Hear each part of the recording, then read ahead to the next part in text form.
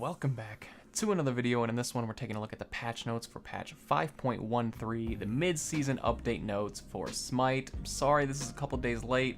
You guys might have known if you saw my video. I was going out of town this weekend, so everything's a little bit late, but I'm grinding them out tonight through tomorrow morning, so you'll probably see, like, honestly anywhere from 12 to 20 videos coming out really fast because I want to get these out there for you guys.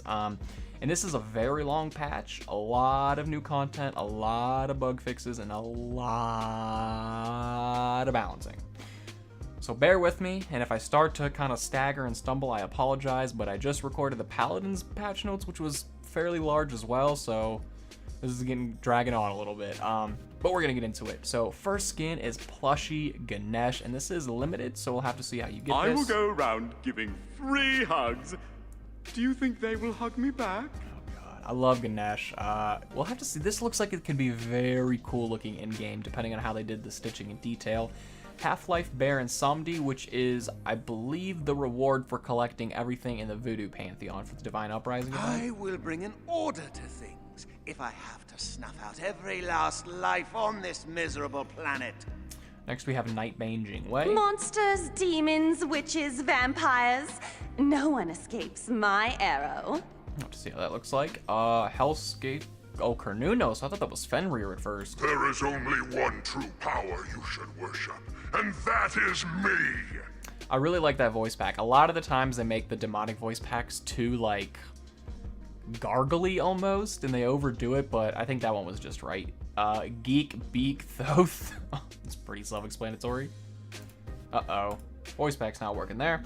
Pup Patrol Cerberus. Oh, I want to play. Can we play? Please, please, please, please, please. This voice pack's gonna be amazing. I can already tell. Cherry Bomb Soul. Wow. This looks like it could be a very cool skin. Once upon a time, I was all sweet and innocent. And then, you know, life hands you some lemons, and you just squash those damn lemons. I think the effects on this skin are going to be really cool, especially with her solar flare and stuff. So Project Olympics, player behavior. Now this is some stuff that I'm skeptical about. I'm going to take it with a grain of salt because I kind of don't believe this is going to work out. While SMITE is about the brutal clash between gods, blah blah blah, it is important to focus on the environment interactions between our players. Earlier this week, we ramped up our player punishment systems, putting an increased focus on creating tools to identify players that needed a warning or ban to keep the game a more friendly and welcoming environment. With how toxic, and toxic's an understatement, with how really toxic the SMITE community can be, I just don't see how this is going to work out, how it's going to get done, but hopefully it does. This works, but it isn't all we can be doing. No, it is not. We are ramping up our focus towards saying thank you to our users who keep SMITE a positive experience every day. These rewards are handed out both monthly and yearly to players who positively contribute to make SMITE a friendly game. So they're adding a commendation system, basically allowing players to give praise to players who are strong guides, show great teamwork, blah blah blah. That's great and all. But remember what I said about SMITE's community being so toxic? How many people do you think are really going to be like, wow, man, he was a really great opponent. Let me give him a good rating. Like, what? I mean, I guess good teammates who carried you, they might do that, but I don't see a lot of people. I'm going to, because I think this is a great thing, but I just don't see a lot of people giving into this system. So each month, players will gain points from players commending them and their positive actions from just playing with 100% goodwill. So you have to have 100% goodwill. So 300 points, you get a team skin booster. 450, you get a triumphant champion chest. And then at 600, you get a triumphant godlike chest. So you get a chance of some cool stuff, I guess. Players will be able to vote on players directly after the match on a new end of the match lobby screen. This page will also provide fun stats for your team, showing who is top damage, top awards placed. Thank you! Top damage mitigated, and much more. Thank you for the top awards being placed. Yearly rewards. Players who remain unbanned for the entire year will receive bonuses. Okay, you get a Baron Samedi skin, loading frame, jump stamp, avatar, and global emote. Alright, at least it's something. So you just don't get banned, and you get a yearly reward. Report prompting. Players' actions during the course of the game are closely tracked, allowing us to identify players who may be taken away from positive gameplay. If our system detects a case where a user may be reportable, we will prompt. Yeah, but how is your system gonna detect if someone's reportable? What are you gonna have computers and moderators watching? For the only way I could see that working is if it's the people who are standing in the fountain just spam laughing, and then like every 2 minutes they move the analog stick 1 inch so they don't get kicked. That might work in that case. VGS restriction. Players who abuse the VGS during a game will have their ability to VGS restricted, lowering the amount of times they can use commands and how long they will need to wait. That's interesting. So the VEG, VVX, VEG, VVX, all that, you keep doing that, well, that 9-second wait might turn into a 20-second wait, and then you keep doing it again, it might be a minute wait before we can VGS. That I really like. Goodwill system revamp. Goodwill now provides protection against single instances of negative behavior or reports. So that's basically like, if you just curb stomp someone in ranked duel and they're like, ah, screw you, and they just report you or give you some bad behavior, it's gonna help with that. Goodwill is now gained more gradually after completing games and when players commend you. Goodwill rewards have also been adjusted. Reduced the favor bonus at maximum goodwill from 30% to 50%, and then added 15% bonus to fantasy point gains from matches at maximum goodwill. Games played at max goodwill contribute towards the monthly rewards. Increased high-res support presence. Our internal support team is ramping up its process for punishing players fall under criteria of negative behavior. More punishments will be sent out more often on a weekly basis. I would like to think this is the truth, but I've almost given up on SMITE being a good community. I just have. I don't think it ever will get done. Hopefully it will, but we'll have to see. And hopefully the matchmaking gets fixed too. I think they were supposed to, yeah, here we go. So that's the next coming up. Console features. Requested ability to modify elements of their HUD to fit their style. We look to tackle most of the requested. Okay, so these are some HUD options coming to console. You can change, players can now adjust the mini-map on their HUD throughout the options menu. Oh, so not as much as PC. PC, you can literally change anything. You can move, oh god, where your team's at, where their team's at, literally anything that's on the HUD you can adjust to make it just a blank screen if you want. Console can kind of do that, as long as it's just with the map. So at least it's something though. Game modes, fountains now tick more quickly and for smaller amounts while healing allies, dealing. Fountains now have particle effects on damage and heal. Fountains no longer affected by anti-heal. What does it mean by fountains? Players just being in the fountain. Okay. Players exiting the fountain will retain the fountain healing effect for additional 1 second. That's a good one, because how many times do you like try to time that step perfect where you're like, let me get out as soon as my mana and health is restored, and you miss it and you gotta go back. So that'll be cool. Timed queues. This is the big one, which I have a feeling a lot of you are looking forward to. It is time for SMITE to make some drastic changes to how our matchmaking is done. You think? We had this process for a long time ago. We had some good reasons for changing it. It is time we brought it back. 5.13, all queues will use a timed queue system. The system does have some pros and some cons. It is not necessarily a perfect change, but it will have a few key improvements. They're right. Is it perfect? No. But my god, is it gonna help a lot. How do we know this? Because it was already in the game before and people loved it and have been wanting it back ever since. So here's how it's gonna go. All normal and ranked game modes will be changed to a time queue system. Time queues will show a constant countdown timer that indicates when the next match of that game mode will begin. Players can see all the timers for all the game modes at all times, allowing them to make decisions accordingly. So if you queue for multi-queues, you'll be able to see the timer for each of them, I'm assuming. When the timer reaches 0, all players in the queue will be sent a prompt to accept the match. Matchmaking will be done after accepting, so there is no penalty for declining the match queue pop, and the matchmaking will occur during a 20-second period after accepting. Translation: you queue up rather than it just going 1, 2, 3 and then trying to find the quickest match. It's going to start at, like, let's say a minute 30 and count down, so you know, like, oh, I gotta pee, I gotta go do something. You got that time to go do it. Once it gets to 0, it's gonna start matchmaking. And then after that, anyone who has down to 0 seconds and they're getting ready to go thrown into a match, all of those available players, it's going to basically try to throw in equal level, equal E-load, equal talented players. It's supposed to help that to make it not noobs versus pros practically every game, which seems to happen. Because most Smite games now just aren't fun. It's either a curb stomp on you or you curb stomp them. It's rarely competitive, it seems. So that's how normal is going to go. Ranked modes, I think, will be a little different. So ranked Conquest, Joust, and Duel have a soft reset to begin the fall split.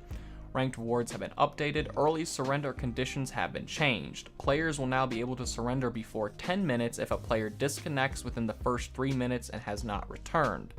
For all ranked modes, if an early surrender occurs, the following will happen. Only occur if a team successfully surrenders before 10 minutes.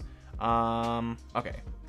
Didn't fully understand that, but maybe you guys did. All active players on the losing team will lose 0 TP. The disconnected player will lose 2 times the full TP amount they will have lost. They'll lose double? Hold up, that's not fair. Because I get it for the people who just quit the game. But what if there's someone who their internet just conked out and they can't control that? And so they're going to get punished with double? I don't know about that. The enemy winning team will have 0.5 the full TP amount they would have had a lot. I get what they're trying to do, but basically anyone who has Comcast knows why I'm concerned about this, and I'll just leave it at that. Ranked Conquest, this mode has been changed to be solo only.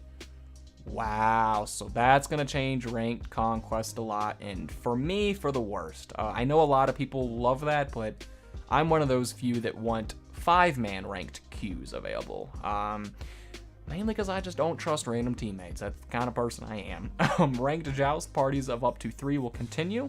And for Ranked Duel, the surrender time goes from 10 minutes to 5 minutes. And I think this is good because the best example I can think of is like Bakasura curb stomps, where from 45 seconds in, you could tell who the winner is just because they're Bakasura and they've already gotten like a kill or 2.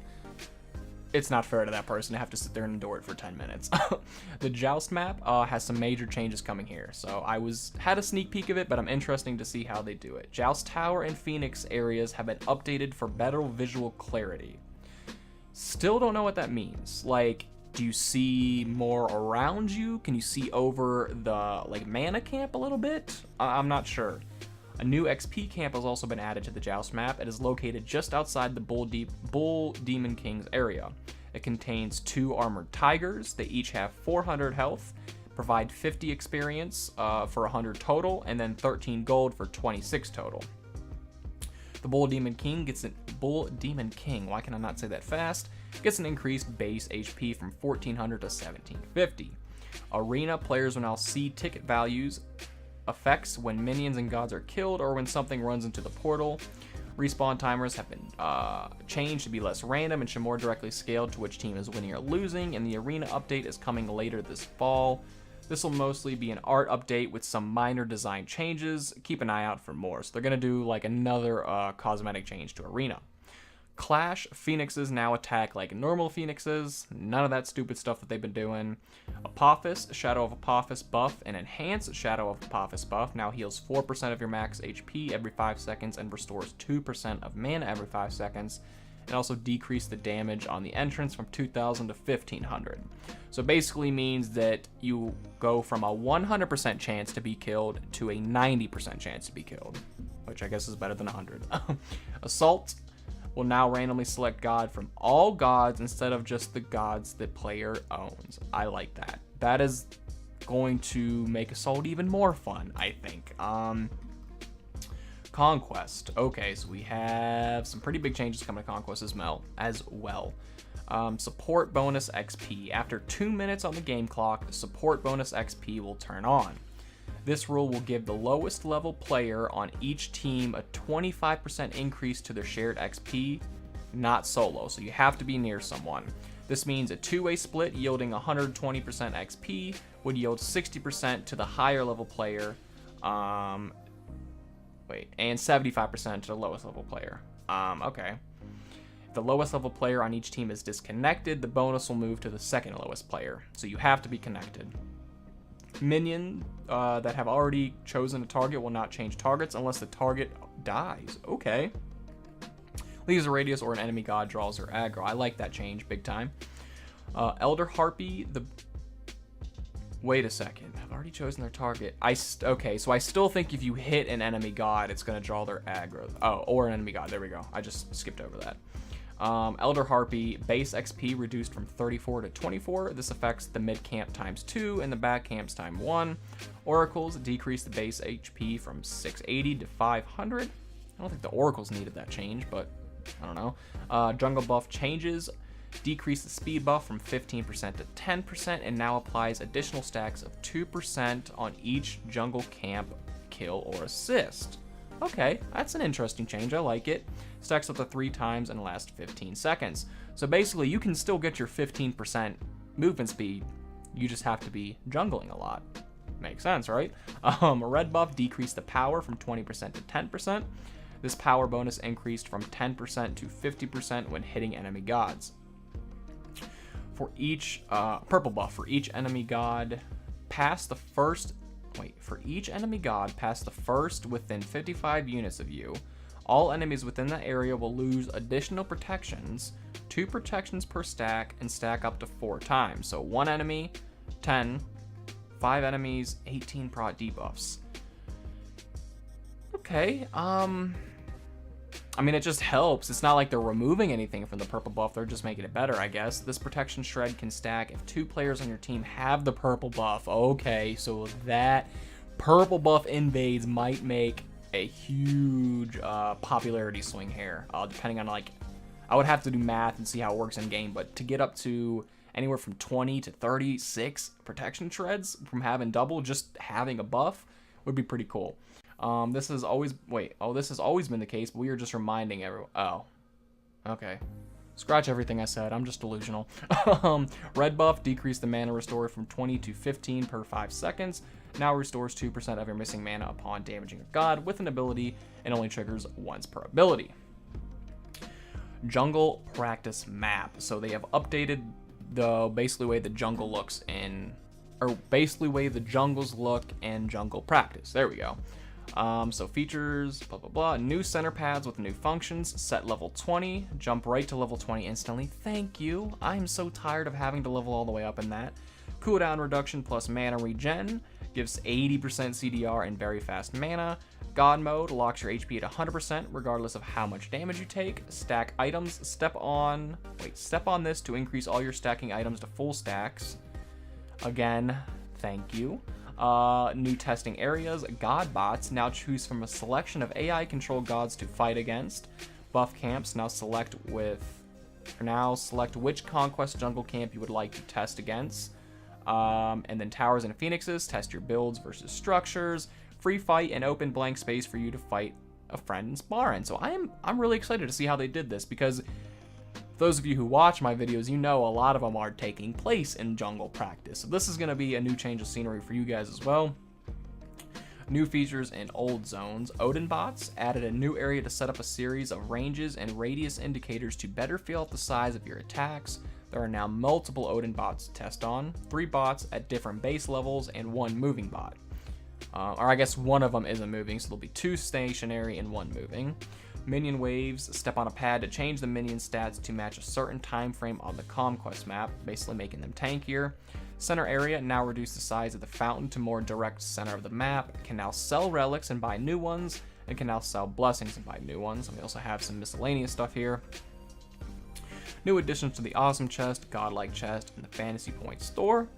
We have some bug fixes, which I won't read through because I never do, but I will keep it here if you guys want to pause it, or you can check it out in the description. These are just some god bug fixes as well. None of this is the balance, so don't freak out that I'm zooming past it. Now, time for the balance, and this is one that I'm super excited about. Basically, we have new items, well, not new items, some new items and some items coming back. And there's a new tree. So remember before we had like Boomba's mask. Well, Boomba's mask has always been here, and then we had Lono's mask. Basically now what they're doing is making all of those a tree. So we have the mask tree. Each player will only have one mask at a time in their build. So tier 1 costs 500 gold. It's going to give you 50 health and 50 mana. Nothing too crazy. Tier 2 is called Protector's Mask. It costs 1200 gold. You get 50 health, so the same. You also get 15 magical protections and 15 physical protections, as well as 10% crowd control reduction. And then Alono's Mask costs 2200 gold. Gives you 100 health, 50 protections for both physical and magical, 20% crowd control reduction. You lose 25% of the damage that you deal, but you gain 15% damage mitigation.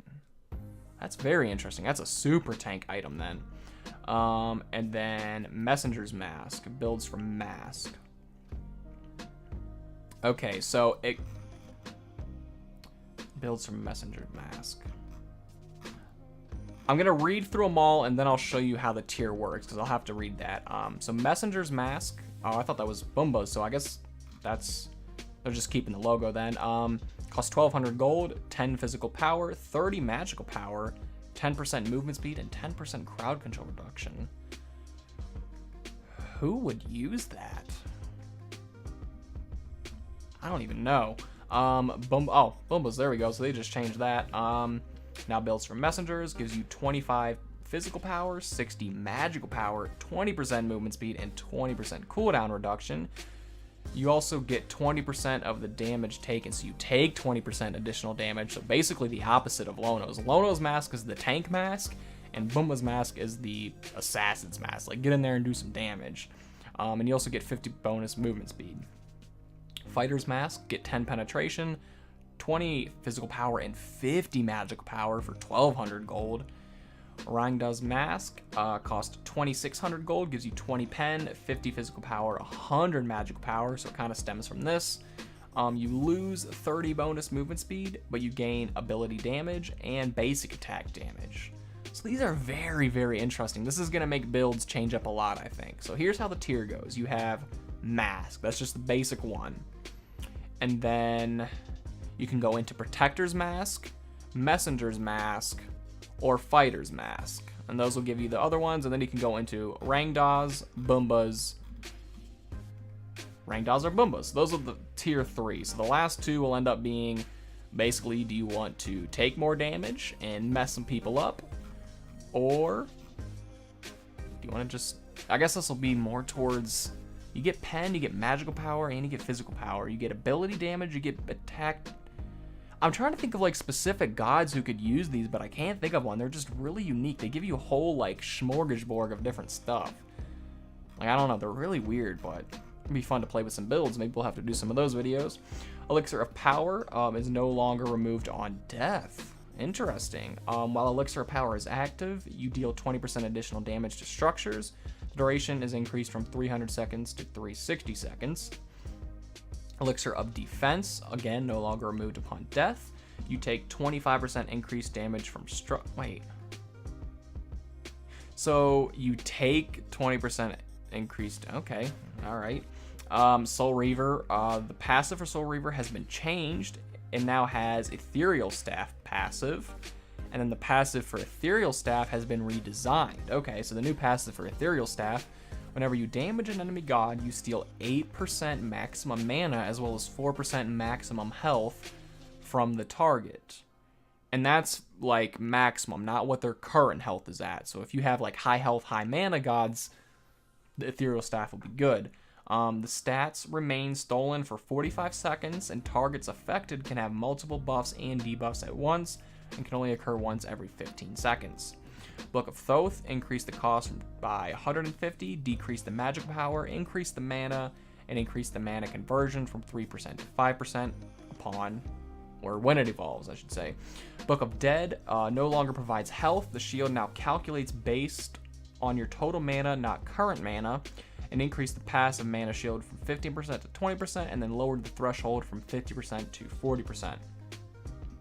Decrease the mana on Sorcerer Staff and then Warlock Staff as well. Typhoon's Fang reduced the magical power and increased the bonus magical power from your lifesteal total for an equal amount of twice the from an equal amount to twice the amount. Okay. Bancroft's Talent increased the gold by 100, decreased the MP5 on restored artifact by 5, as well as Chronos Pendant, but Chronos Pendant also gets a magical power reduction from 100 to 10. Rod of Ass Claps, the bonus healing provided now only increases healing from abilities. This effect no longer provides a bonus to potions, lifesteal, or health restoring buffs like Fire Giant. So huge, I wouldn't say a huge nerf, but a fairly significant nerf, depending on what situation you're in for that. Rod of Healing, same thing. Oni's Hunter Garb increased the damage mitigation per stack from 2 to 3%. Midgardian Mail gets a cost increased, as well as a decreased in movement speed, slow, and attack speed by 2% per stack. Silver Branch Bow gets a big buff, gets a 10% increased attack speed. Toxic Blade, same thing, 10% increased attack speed. Decrease the cost of Stone Cutting Sword by 100 gold. Decrease the damage reduction and slow from 20% to 15% on Poison Star. Decrease the gold of Wind Demon. Spectral Armor increase the bonus damage taken from crits from 50% to 60%. A Warrior's Blessing decrease the health from 100 to 75, and it also decreased the heal and mana restore from 40 to 30. Kind of figured a nerf on that was coming. Shifter Shield decreased cost by 100 gold, and Sundering Spear reduced the cooldown by 30 seconds and changed bullet listed time. Whew, we are almost done. How many god balances do we have? Wow, a decent amount. Okay, so we have some interesting things to go over. Oh, where are we at? Jeez, skipping through everything. Freya. Ooh, there's a lot of stuff coming. Wait, is getting a large rework on her passive and first 2 abilities. Whoa, okay. So Mystic Warrior. That's her passive. It's basically just been renamed. Freya's melee basic attacks now restore 6% of her missing mana per successful hit. Freya's ranged basic attacks and abilities heal 2% of her HP per successful hit, once per shot. Northern Lights, Iridate has been reworked to Northern Lights. Freya empowers her weapon, making her next basic attack that hits an enemy within the next 5 seconds deal bonus damage. Wait, Freya empowers her weapon. Okay. Magical damage in an area around the enemy. Enemies hit with the explosion are slowed for 2 seconds. Minions take half their damage from the explosion. So the damage scales from 70 to 250 and then 75%. Slows for 25 and then cooldown is 9 seconds. Area, so it's kind of similar still. And then Pulse has been, well, no, because Pulse was basically that. Okay, so they're kind of just switching everything up here. Aurora's Blade used to be Pulse, they're just changing that. She can switch between empowering her melee attacks or shooting past through ranged attacks that stop on gods. So Freya can switch between basically switch between melees or her ranged. Is that what it's saying? Attacks that stop on gods. Both her melee and ranged attacks gain bonus magical damage. While toggled on, each ranged basic attack drains mana. Okay, so it's kind of like Shibalanke's bolas, essentially, where you can toggle it to deal more damage or put it off. Minions take no bonus damage from the ranged version of Aurora Blade. So interesting, very, very interesting. I'm curious to see how this works for Freya. Melee bonus damage, you can see all the stats there. Cooldown is 0.5 seconds, so there's a little delay when you get to switch. And then, so you could kind of say, nah, she's not a stance changer. I was going to say that, but no, it's totally wrong. Valkyrie's Discretion, we also have some changes here. Decreased the damage from 100 to 240 is now 80 to 220, and decreased her magical power scaling from 35% to 30%. So Freya, a fan favorite, one of the more popular gods in Smite, getting some reworks. It's not a total rework, kind of like how they made it sound at first, but definitely some major changes. Bakasura, his takedown no longer decreases the physical protection of enemies, now causes enemies hit to take 10% increased damage from all sources, so if anything I would say that's a buff. Eat Minion decreased the post-fire animation from 0.7 to 0.2, now places an additional targeter over targets that can be instantly devoured.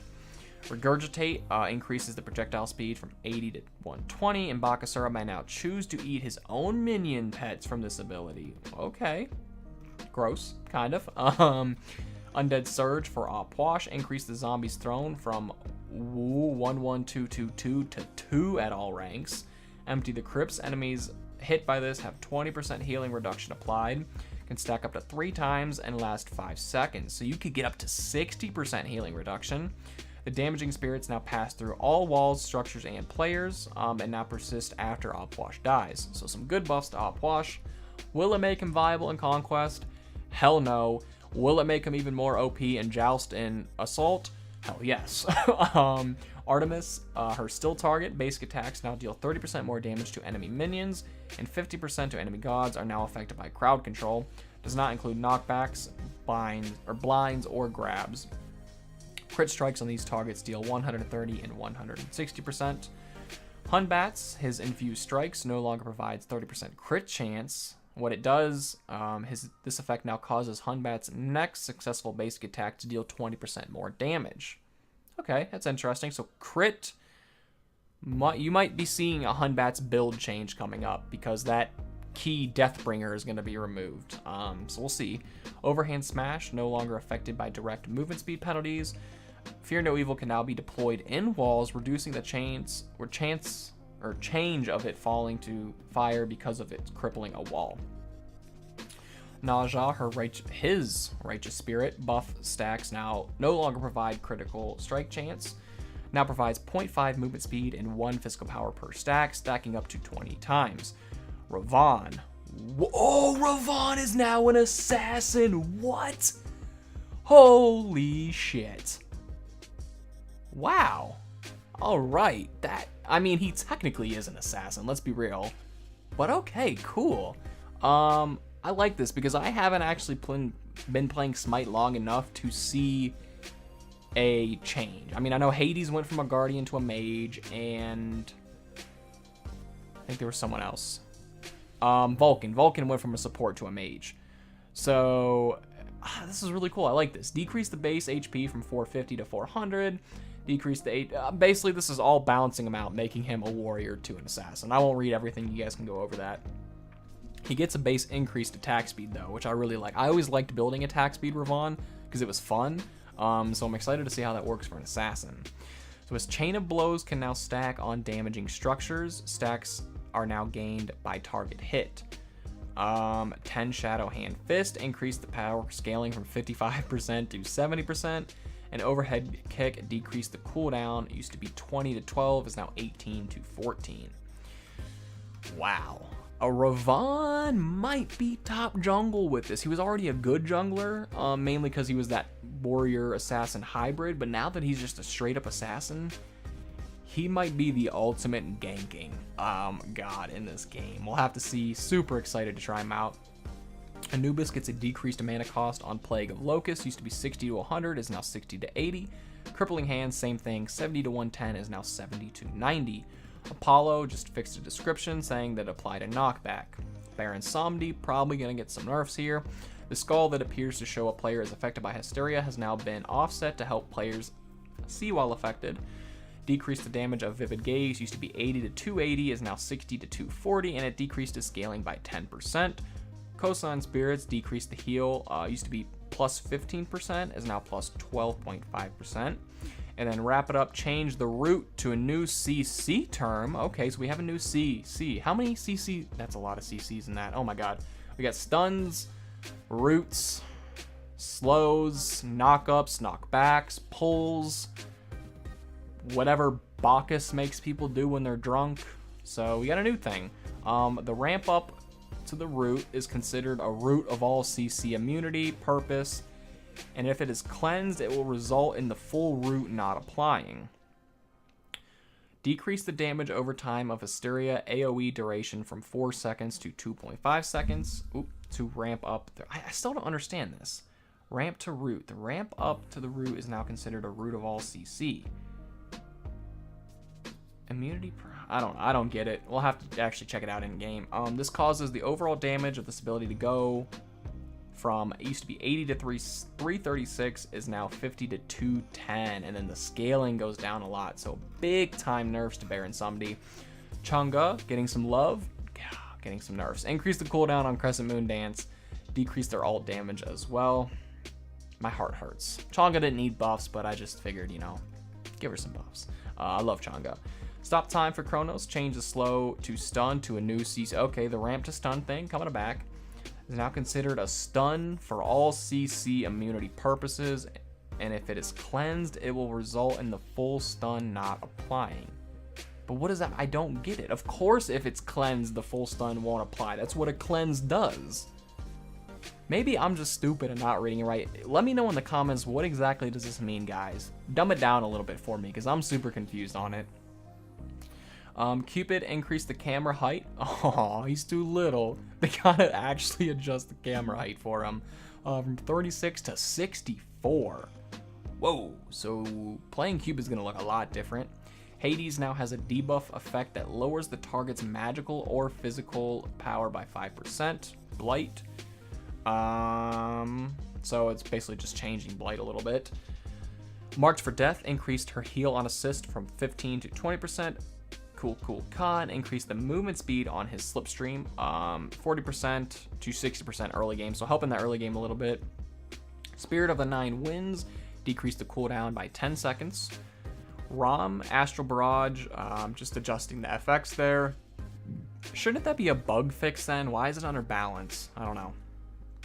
Catalyst for Circuit decreased damage from consuming 3 poisons from 25% down to 20%. Deathbane fixed an issue, not going to go over that. Decreased the base damage on Last Breath, used to be 210 to 690, is 200 to 640. So Ket getting some nerfs. Zhongque decreased the protections per stack from 1 to 0.8 of Demon Bag, and then decreased the stun duration, used to be 0.7 to 1.1, is now 0.6 to 1. So they gave Zhongque some love back then, which I loved, and now they got to give him a little bit of hate. But it's not just going to change him a lot, just kind of balancing him out a little bit. That was a super long video, and in fact, I just got done recording that along with the Paladins. We're going to wrap this up so I can go upload these. That is it for this one, guys. I will link this website in the description if you want to check it out. I know I kind of went fast, but I wanted to get through it. So if you guys want to read it more carefully, you can. But that is it for this video, guys. Thank you for watching, and I'll see you again soon.